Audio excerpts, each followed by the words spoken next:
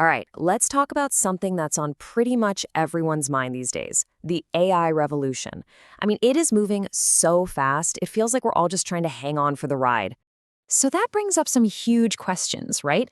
Just how powerful is this stuff really?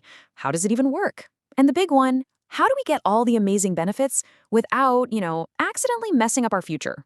Let's get into it. To really get a handle on where we're going with AI, you've got to look back at where it all started. Because this whole revolution, it didn't just pop up overnight. The dream of a thinking machine, well, it's been around for a long, long time. I mean, think about this. Way back in 1951, before most people had even laid eyes on a computer, you had pioneers like Alan Turing already predicting a future where you could have a conversation with a machine and not even know it. That was the whole idea behind his famous Turing test. But, for decades, that dream was just pure science fiction. The reality? Well, the writer Arthur C. Clarke absolutely nailed it when he said computers were just high-speed morons. They were amazing at following rules, for sure, but they couldn't learn, they couldn't think. So what changed? What was the big shift that took us from those high-speed morons to the incredible AI we have today? Well, the breakthrough was a total game changer. Instead of trying to write an infinite list of rules for intelligence, we decided to copy the best computer we know of, the human brain. And this is what they came up with, the artificial neural network. You can think of it like a digital brain. It has its own version of neurons and connections between them. And just like our brains, it actually learns from experience. Every time it gets something right, those connections get a little stronger. Get it wrong, they get weaker. It's learning. The way it learns is basically a lightning-fast game of trial and error. The AI sees a picture and makes a guess. Is that a cat? It gets feedback. Nope, that's wrong. Then this really clever process called backpropagation kicks in and basically traces its steps back to figure out why it was wrong and tweaks the connections. Now, do that millions or even billions of times, and you get a network that is scarily good at spotting patterns. And just how powerful is this method? Well, powerful enough to do something that experts thought was impossible. Let's talk about AlphaGo. This was the AI that mastered the ancient game of Go, a game that has more possible moves than there are atoms in the known universe. And it didn't just play, it beat the world's best human player. So how did it get so good? It was a two-part education. First, it did what's called supervised learning. Basically, it studied thousands of games played by human experts to learn the ropes. But then came the wild part, reinforcement learning. It started playing against itself, millions and millions of games, constantly rewarding itself for good moves and punishing itself for bad ones. In the process, it discovered strategies that were so creative, so alien, that no human had ever thought of them. Okay, so it can win a board game. Big deal, right? Well, actually, it is a huge deal, because that exact same kind of technology is now spilling out into the real world and doing some absolutely incredible things. For some people, this technology is truly life-changing.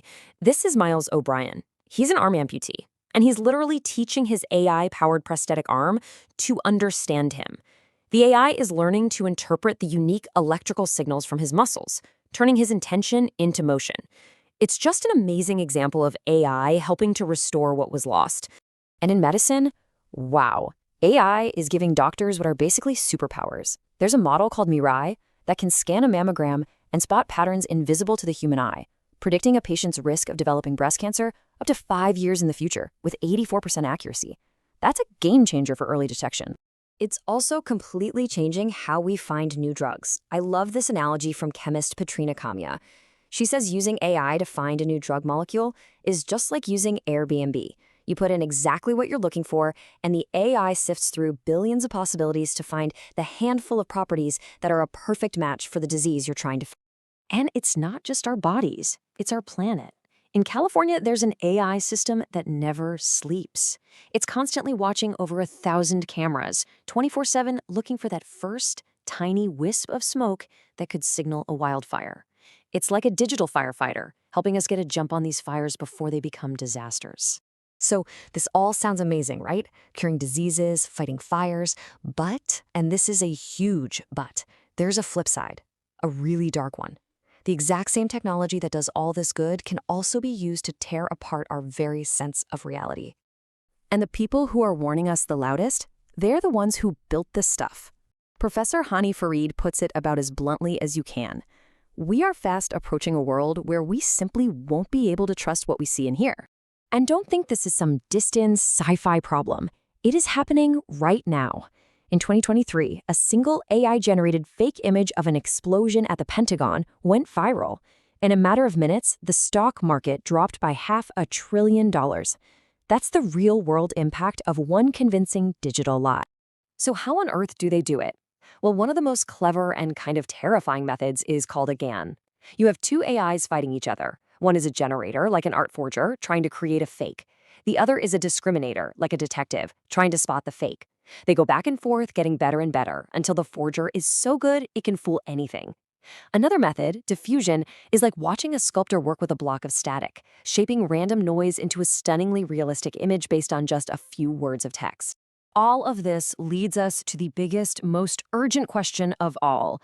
Okay, we've unleashed this incredibly powerful tool. Now what? How do we steer this thing responsibly so that we end up somewhere we actually want to be? And I mean, listen to this. Many of the very people who created AI signed a statement saying that the risk from it could be on par with pandemics or even nuclear war. When the inventors are that concerned, everybody needs to be paying attention. And look, even if we're not talking about some sci-fi robot apocalypse, the problems right here, right now, are huge. We're talking about AI amplifying bias, jobs disappearing, and creating systems so complicated that even their creators don't fully understand how they work. All while these companies are in a frantic race to build the next big thing, with regulations struggling to keep up. So, where does this leave us? It feels like we're caught between these two wild extremes, right? Either it's a perfect utopia, or it's a total disaster. But the truth, today, is a lot messier. Remember Miles O'Brien's prosthetic? The real challenge wasn't some evil AI. It was the messy, frustrating day-to-day work of getting a human and a machine to understand each other. That's where we are right now. Make no mistake, the AI revolution isn't coming. It's here. That door has been kicked wide open. But the road ahead, where all of this leads, well, that part isn't written yet. It's going to come down to the choices, the wisdom, and the ethics we bring to the table today. And that leaves us with one final, really important question to think about. The AI is learning faster every single day. The real question is, are we